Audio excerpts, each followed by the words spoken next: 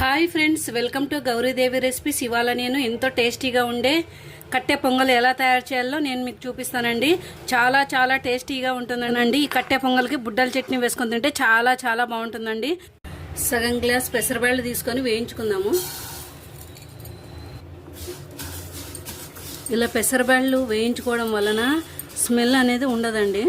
చూడండి, కొంచెం రంగు మారినాయి. ఇప్పుడు ఆఫ్ చేసేసుకుందాము స్టవ్. ఒక గిన్నె తీసుకొని అందులోకి వేసేసుకుందాము.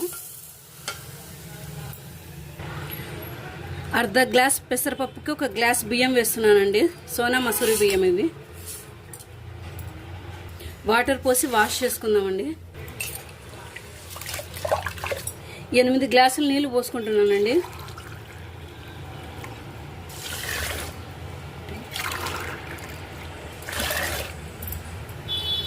ఒక గంట సేపు నానబెట్టుకుందామండి బియ్యంని. స్టవ్ ఆన్ చేసుకుందాం. ఒక 3 స్పూన్ల ఆయిల్ వేసుకుంటున్నాను. ఒక 3 టేబుల్ స్పూన్ల నెయ్యి వేసుకుంటున్నాను. ఈ పొంగల్కి ఆయిల్ ఎక్కువ పడుతుందండి. ఆయిల్ హీట్ అయిందండి. ఆవాలు, జీలకర్ర 1 టీ స్పూను,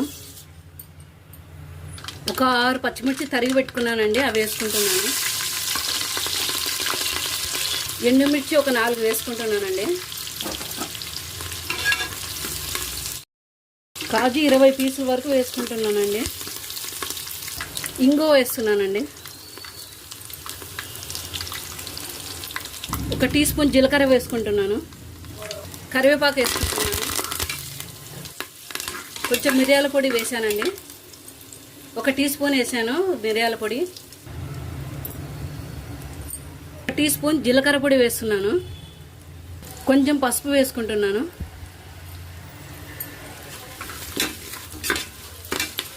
కొత్తిమీర వేసుకుంటున్నాను. 1.5కి 8 గ్లాసుల నీళ్లు పోసుకున్నానండి. ఎసురు, ఆ ఎసురు ఇప్పుడు ఇందులోకి వేస్తున్నాను. చూడండి, ఈ పెసరబ్యాళ్ళు బియ్యం కూడా వేస్తున్నాను.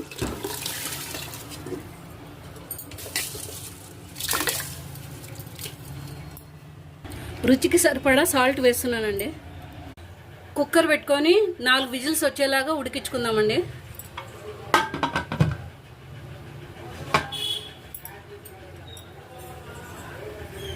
4 విజిల్స్ వచ్చినాయండి. ఇప్పుడు కుక్కర్ తెరిచి చూసుకుందాము.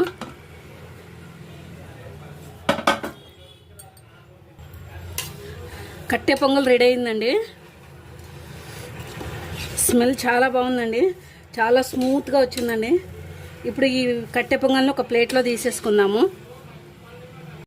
వేడి వేడిగా కట్టె పొంగల్ రెడీ అయిందండి. ఇందులోకి బుడ్డల చట్నీ వేసుకొని తింటే చాలా చాలా బాగుంటుందండి. మీకు ఈ వీడియో నచ్చినట్లయితే ప్లీజ్ సబ్స్క్రైబ్ చేసుకోండి.